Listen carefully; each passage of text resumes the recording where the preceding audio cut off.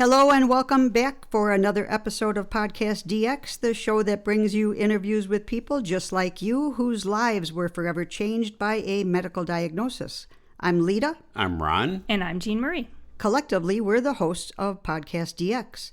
On today's show, we are speaking with Amber Blackburn. Amber's desire to help others led her to a career as a registered nurse.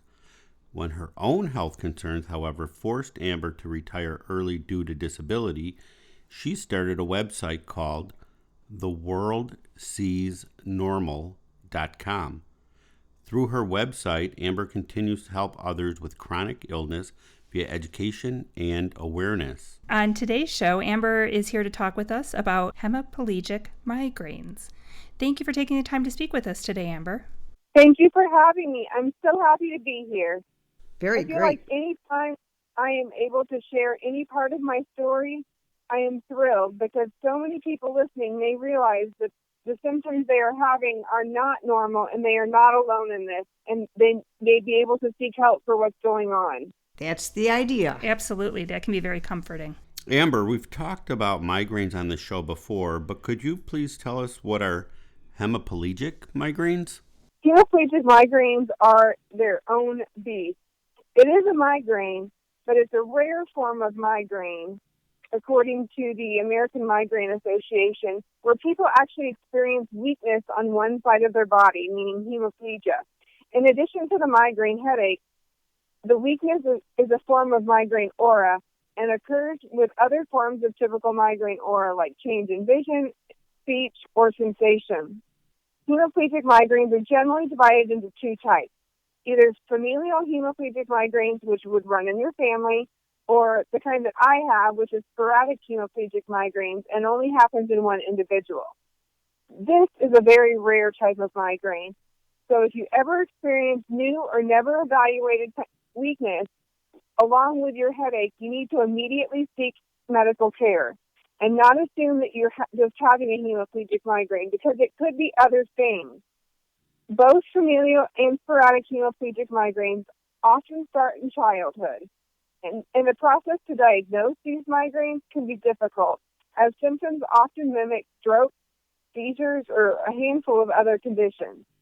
And in order to diagnose it requires a full neurological workup, including imaging of the brain and vessels in the head, like a CAT scan, an MRI, and even an EEG to rule out seizures. Okay. And confirm the diagnosis necessary of a hemiplegic migraine. Family medical history is especially helpful in diagnosing a familial hemiplegic migraine. In my case, there is no family history, so we had to go through the long diagnostic process. So Amber, in the main difference between a headache and a hemiplegic migraine, is that just weakness on one side of the body? Yes and no. That is one of the symptoms which sets it apart. Besides the motor weakness on one side of the body, the hemiplegia, like you asked about, there is also the headache, but there can be other typical aura symptoms like changes in vision, where you see sparkles or shimmers or visual field defects. You could have numbness and tingling and trouble speaking. There could be a fever or impaired consciousness ranging from confusion to profound coma. I'm going to insert a little story here to kind of that always helps. this. On one of the many trips to the ER, when I was first having these, when my brain just was not working, I was very confused. I saw a man on the road running, which to a normal person, we'd know that he's running. I looked at my mom and I said, "Why is that man running?" She said, "He's jogging." I said, "But what's chasing him?" And she said, "No, honey, he's running for fun." And I was like, "Oh, why would he do that?" I still feel that way. I still feel that way too, yes. Me too, but I just could not get it through my head why That somebody would run for fun. chased. Right. Wow. So anyway, and then you can also experience ataxia, which is a loss of full control of body movement. It's also defective muscles, coordination. You can have nausea and vomiting, phonophobia, which sensitivity to sound, photophobia, which is a sensitivity to light. you can have so many different sensations and symptoms with a hemiplegic migraine. So a person might have any or all of those symptoms during a migraine? Yes. Wow. And what symptoms you may have with this migraine might not happen again with the next migraine, hemiplegic migraine. I can kind of compare it to having the flu. You have the flu this time, your body aches, you're nauseous, your head hurts, you have a fever. You get it again next year, you just have a sore throat and a fever. Oh, okay. And that's kind of like a hemiplegic migraine. No two hemiplegic migraines are ever alike. Okay. That makes it challenging. Yeah. It does. Could you describe what happens when you have one yourself? Like, do you first notice that there's going to be symptoms ahead of time, like a regular migraine might have an aura before the migraine? I have gotten better at noticing them over the years. Now I notice more than anything that my hands will start to tingle. Okay. Which wouldn't seem like much, but if I already and I already have to have a headache. It doesn't just start from nothing. If I already have a headache and my hands start to tingle, I know I'm in trouble. Okay. And so that's my big aura, which doesn't sound like much, but for me, that's just what I've noticed. And the tingling will slowly work its way up my arm into numbness and proceed into a hemiplegic migraine. Okay. All right. And then how long did it take for you to get a diagnosis? It was actually pretty quick for me because the first time I had my hemiplegic migraine, I was actually working. Oh, good. Good, great place to be. Yes. Yeah. I was in the main hospital, and I had a headache that day, which was not abnormal because I have a lot, and I started noticing that my arms were tingling. At first I ignored it because sometimes my Topomax can make a couple of my fingertips kind of tingle. Mm-hmm. And so I thought, it's just my Topomax. But it progressed up my hand and then up my arm to my elbow. And so I called my mom because she's my biggest advocate and supporter. And all I could get out was, Mom, something's wrong. Yeah. And she's like, excuse me? Wow. Something's wrong.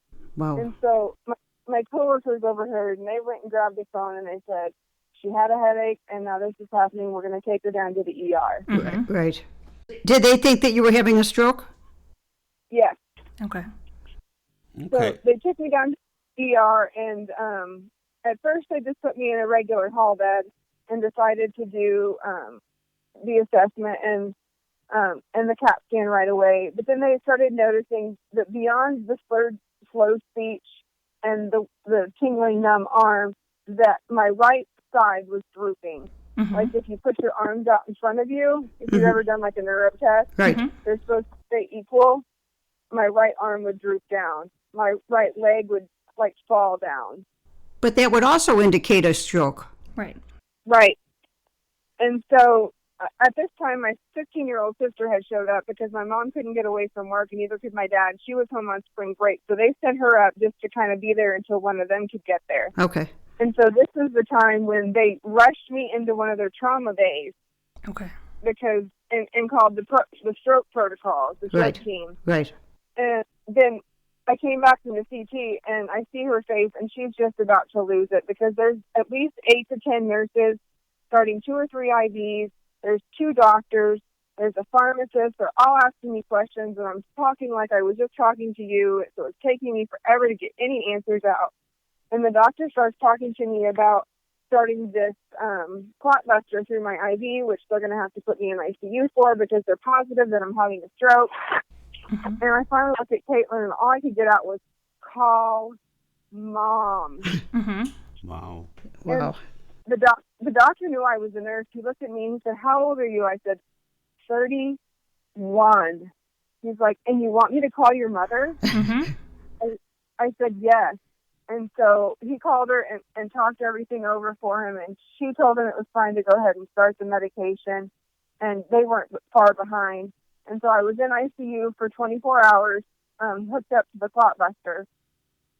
But then they decided that it probably was not a stroke because the imaging didn't show anything and the weakness was resolved. The headache got worse.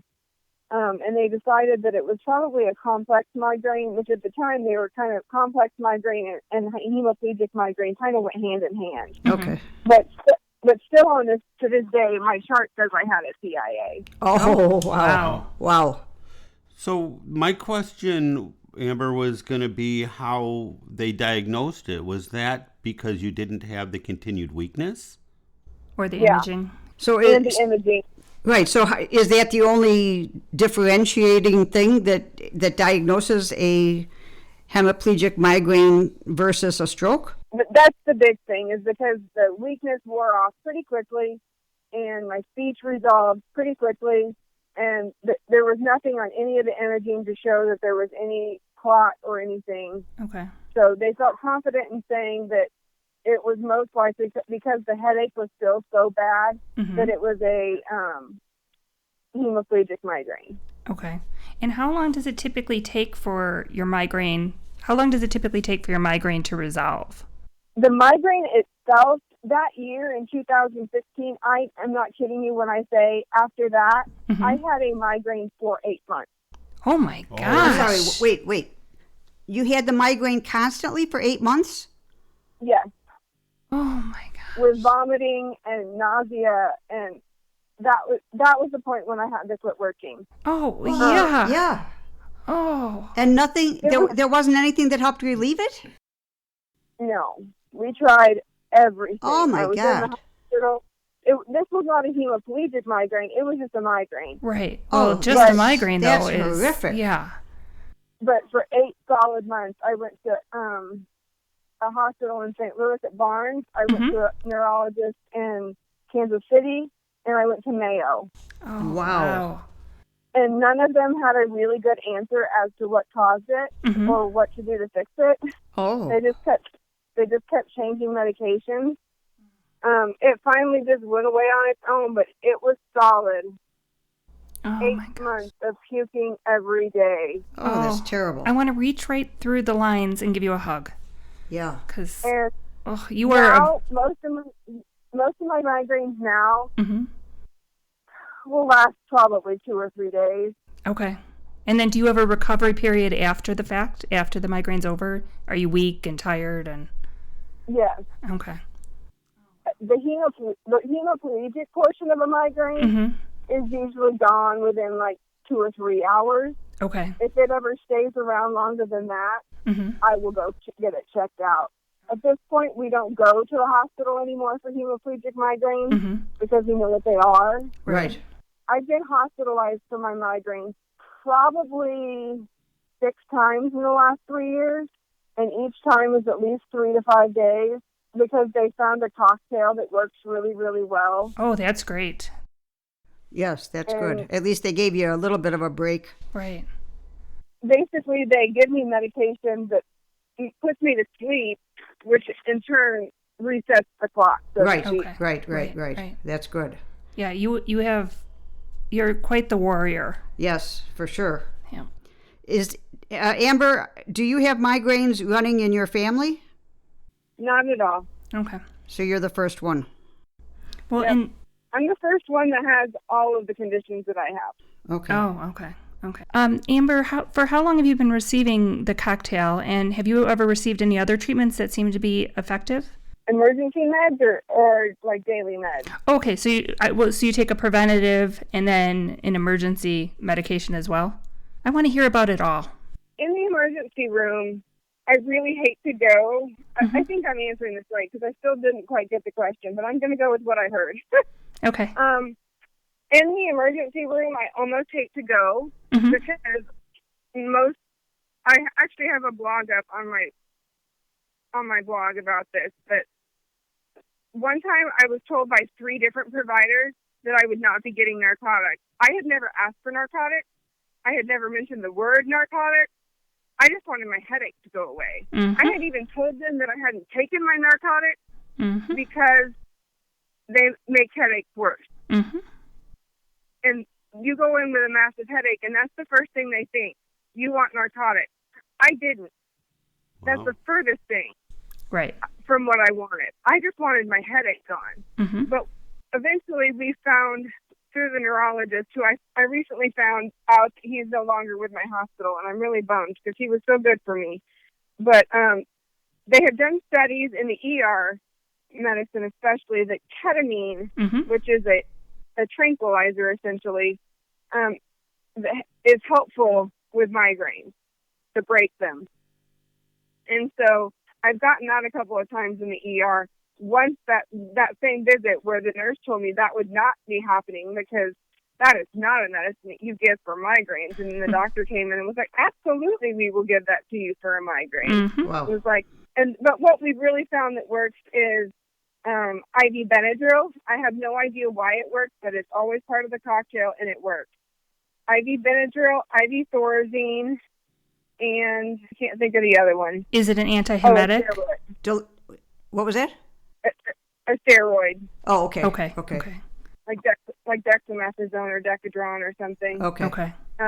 Thorazine acts as an antiemetic, so they don't usually give me that.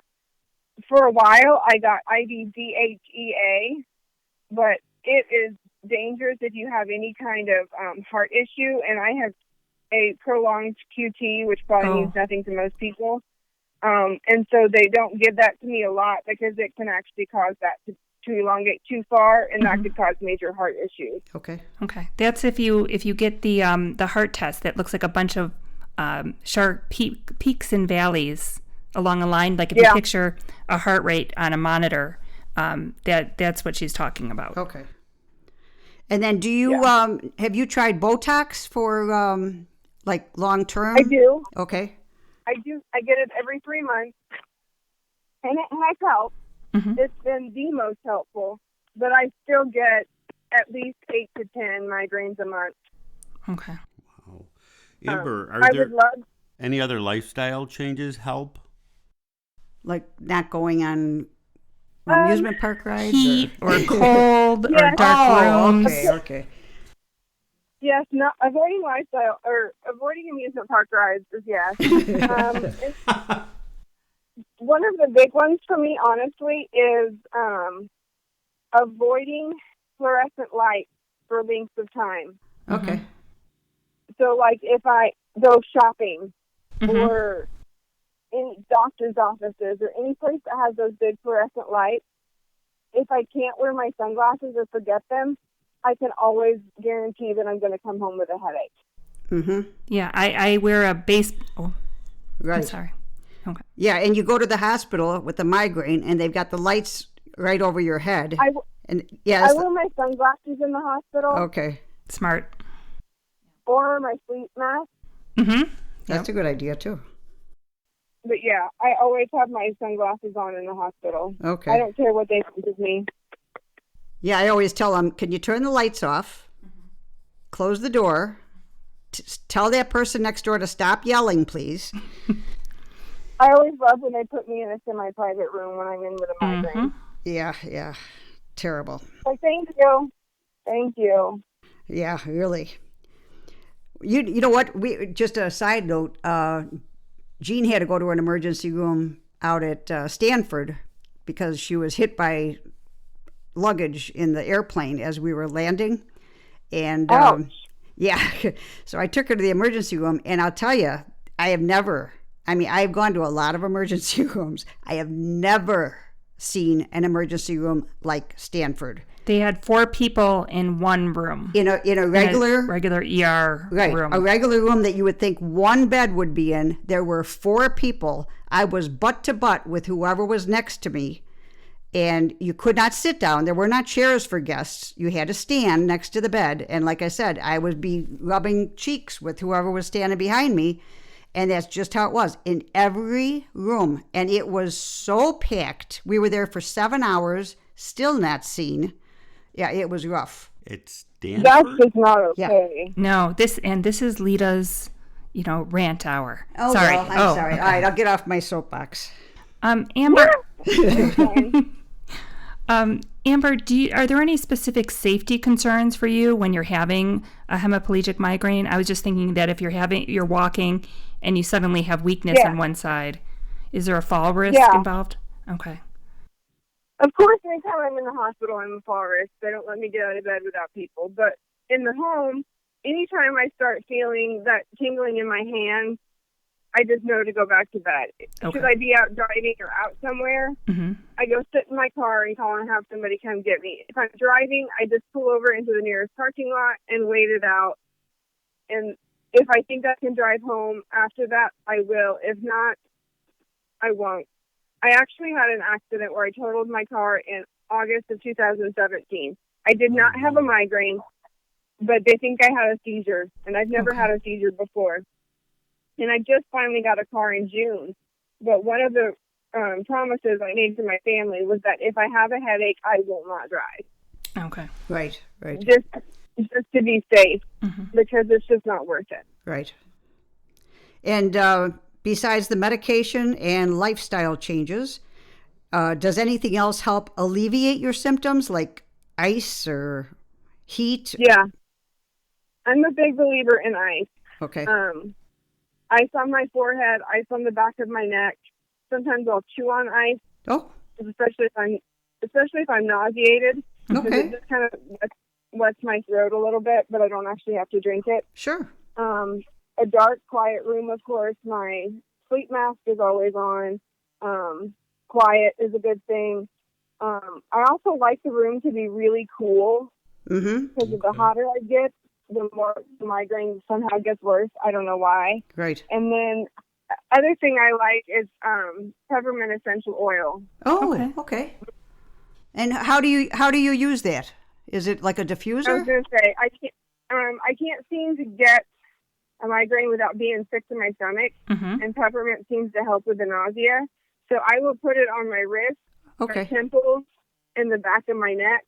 But then I can also infuse it in the room if I really want to, if I want to really just kill it. But usually I just put it on my on your pulse points. And put it on those places. Yeah. Okay. Good. That's good info. And Amber, how have your friends and family helped you when you're having a hemiplegic migraine? And what do you wish other people knew that would, and what do you wish they would do when you are having a migraine? How can they help? My family is great. They're my biggest cheerleaders. They know just to pretty much leave me alone when I'm having a migraine. My mom will check on me. She'll bring me new ice or new ice water. Make sure I don't need anything, make sure it's not gotten worse or that we don't need to go to the hospital. But for the most part, they just leave me alone, which is perfectly fine by me. And my friends get it.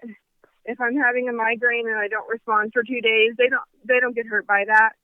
But I do wish people in general, friends included, would realize that it's not just a headache.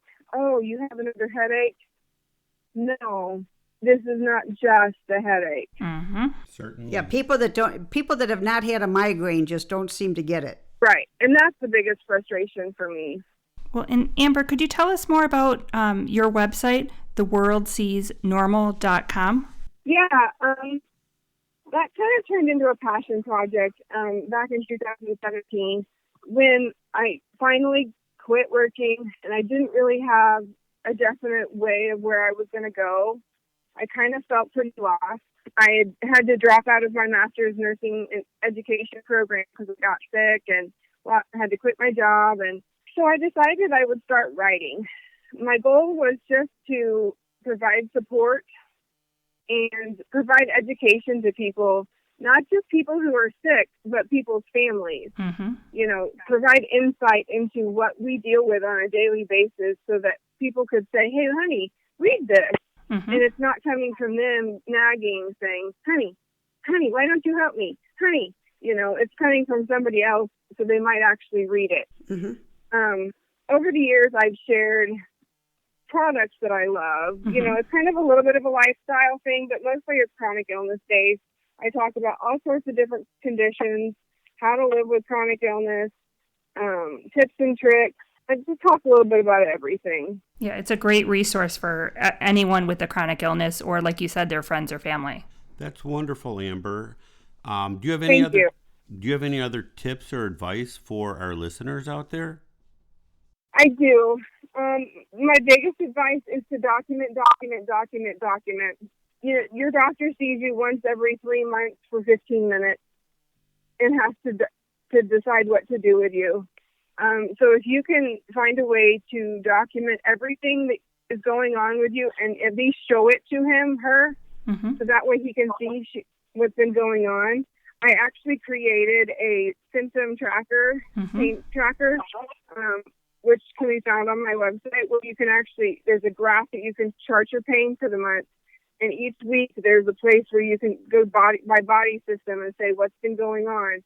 And you can take those to your doctor's appointment and say, see, this is what I've been dealing with. And it's in writing, very plain for people to see. I'm not saying you should buy it. I'm just saying that you need to be doing something like that. So that way the doctor can actually see. It's not just you saying, but this is in real time for him to be able to look at your paper and see exactly what's been going on for the last however many months since he saw you last. That's a good idea. And the other tip is find a support group. Okay. Whether it be online or in person, you just need, even if you don't post, it's just nice to know that you have a group of people who understand what you're going through and can provide information if you need it. Sure. And you don't feel like you're alone. Yeah. And I think that's the big one. You feel like you're all alone in this world. And your symptom tracker is really great too, because with migraines especially, sometimes there can be triggers, and if you're tracking your symptoms and keeping an eye on things, you might realize that something's antagonize or can start your migraine off. So it's great for, it's really it's a wonderful tool. Thank you for that. And I want to thank you. I want to thank you also for joining us today. How can our listeners learn more about you? They can find me on my website, obviously. They can find me on Instagram at the world _sees_normal.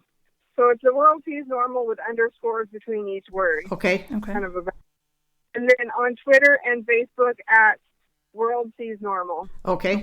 All right. I'm writing this down. And we'll make sure we have links on our website as well to those, to the website and Twitter. Right.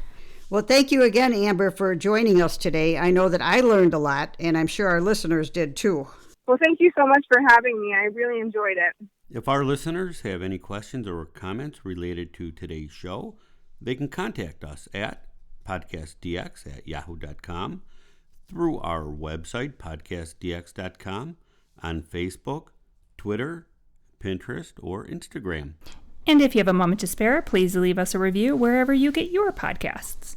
As always, please keep in mind that this podcast is not intended to be a substitute for professional medical advice, diagnosis, or treatment. Always seek the advice of your physician or other qualified healthcare provider with any questions you may have regarding a medical condition or treatment and before undertaking a new healthcare regime. And never disregard professional medical advice or delay in seeking it because of something you've heard on this podcast. Till next week.